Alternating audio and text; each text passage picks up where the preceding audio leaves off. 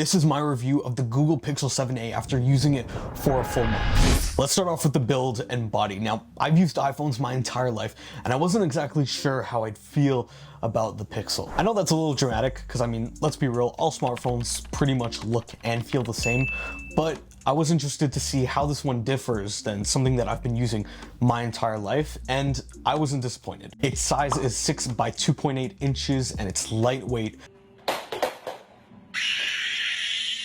and slim. In fact, something that I noticed while using the phone every day is that the camera button is actually somewhere comfortable to just rest your finger. Apart from everything else about the phone, yes, it is noticeable that the back is plastic, but at the same time, it doesn't feel cheap. Maybe it's because the rails are metal, and honestly, the phone is just designed really well. It's also IP67, so it's water and dust resistant, perfect for your everyday. It comes in charcoal, sea snow, and the web exclusives coral.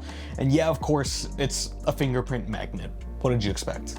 But you know, other than the plastic back, it actually feels really solid in the hand and is made with great materials like Gorilla Glass 3. Speaking of what it's made of, let's move on to the display. Now, the screen was one of those things that actually wowed me when I first unboxed this, and now that I've used it for a full month, I can tell you that the screen on this phone made a huge difference. It has the standard 6.1 inch size, which is nice and large, but the bezels are nice and small, which gives everything that premium look. It's OLED, 429 pixels per inch, and has an over 1,000,000:1 contrast ratio. And what that really means is that the colors and quantity on this screen are gorgeous. The under display fingerprint scanner was fast and responsive, and the front camera hole punch made everything else just have that premium look to it. It was extremely durable with no scratches from spending hours with it at campus to dragging it along my workout at the gym, which I don't know why at the gym somehow I become a monkey and like I become super aggressive with my tech, but you know, dropping it on the floor, going for a PR and it falling out of your pocket, this phone withstood all of that. But the real game changer with the screen was the 90 Hertz refresh rate, which took everything to a whole new level. It made everything feel that much more fast, responsive, and honestly, in a way, satisfying to use. If you get this phone, you need to turn on that setting immediately.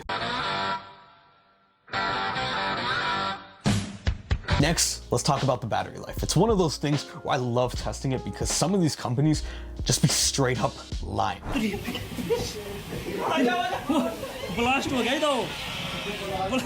It's 4,385 milliamp hours and claims a 24 battery hour life and 72 hours if you turn on extreme battery saver. Now that's great and all, but I actually went through and tested this phone for 24 hours straight, link in the description, and despite shooting videos the entire day, scrolling and watching things on social media, and even taking video calls, I still had battery left at the end of the day. In fact, it even said it would last until the next morning. So I think if you're somebody like me and you don't actually use your phone that much, you'll be able to easily get 24 hours of battery life. That said, for your normal day-to-day, I find that 20 to 24 hours is more realistic instead. But of course, that gets even better when you pair it with wireless charging and fast charging via USB-C. Which, on a side note, it was so convenient to have one cable that was just like the ultimate one for everything, whether it be my camera, my laptop, and then the phone. It was just so nice having one cable. Hopefully, with tech, we can get there one day. I'm looking at you, Apple, with your shitty ass lightning cables. We tired of playing with your today. You're gonna die, bitch. Say goodnight, motherfucker. Next up are the speakers. Now, when it comes to speakers, I've got to be honest with you guys. I'm no audio engineer. All right, give me a pair of crappy dollar store earbuds and I'll manage to get by. That said, when it comes to phones, there is one major thing that I look for, and it's the shower test. Now, you might be thinking, what the is the shower test? Well, I play music in the shower, mostly as a glorified timer so that I'm not spending all day in there. But it's always just something far in the background that I can never hear because it's drowned out by the water and you can never hear the lyrics. It's just something to play in the background. But that's not the case with the Pixel. There are stereo speakers at the top and bottom of the phone that are loud, clear, and most importantly, pass the shower test. Now onto the photos. Now, despite this being my first Pixel, I've always heard that the Pixel is the standard when it comes to photos, but I wasn't sure if I should ever always believe the hype. But after having used the Pixel for a full month, the photos that came out were fire. You've got a 64 megapixel sensor on the back along with a 13 megapixel ultra wide lens, and the photos that comes out of these things are clean. On the front, you've got a 13 megapixel sensor, which is nothing crazy, but what I do love is the 95 degrees of view, which makes just using the camera on the front that much more useful. I find that 95 degrees is actually usable, especially when compared to something like my iPhone. Plus, group selfies aren't a complete pain in the ass. But apart from the cameras themselves, Google actually added some nice features to enhance the photos that you take, such as photo unblur if you have the inability to stand still. Or the magic erase tool, which is like legitimately one of the coolest features that Google could have ever added. And of course, night sight, which makes low light photos something that's actually usable. But now what about video?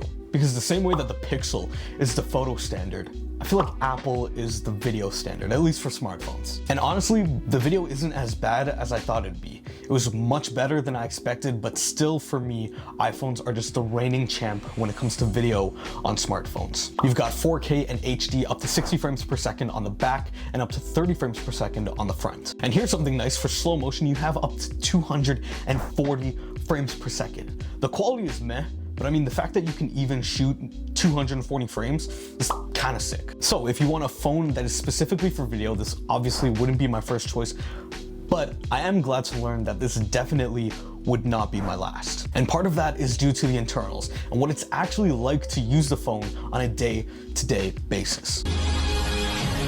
And when it comes to the Pixel, you've got 8 gigabytes of RAM, 128 gigabytes base, and the Google Tensor G2 chip. Now, yes, that's a whole lot of words, but what that really means is that the phone is fast and super responsive. Whether it's multitasking, scrolling TikTok while on Discord, or watching a 4K video at 2 times speed, nothing about this phone feels slow. Combine that with the 90 hertz refresh rate, and you've got something that's just like, and you know what, honestly, that's something that I've learned over the course of this month. See, I came in knowing absolutely nothing about Android. And like I said in my first impressions, there were definitely some things that I had to get used to, but the shift as an Apple user wasn't actually that bad. Everything that you're getting with this phone works really well together, and at the end of the day, you're getting a great phone experience. Not to mention, something people love about the iPhone is the resell ability, and you're getting that with the Pixel because it's guaranteed to get 5 years of Android updates. It's good to see that Pixel is following suit and actually showing that they care about the older phones that they have so that, you know, you can resell it. See, the question that everybody has asked me is the Google Pixel a good phone? And these are people that have been lifelong Apple users. And honestly, I was expecting to tell them that this phone is mid and that their iPhone is fine. But to be completely honest, this phone really actually changed my mind. And that's especially more crazy when you consider the price. See, this phone is just $599 Canadian. I know that the pricing is a little weird compared to everything else in the Pixel lineup, but when you compare this to a similarly priced iPhone, it's like not even a competition. I mean, look at it. Make sure you click that subscribe button, and if you want to see that comparison, click here.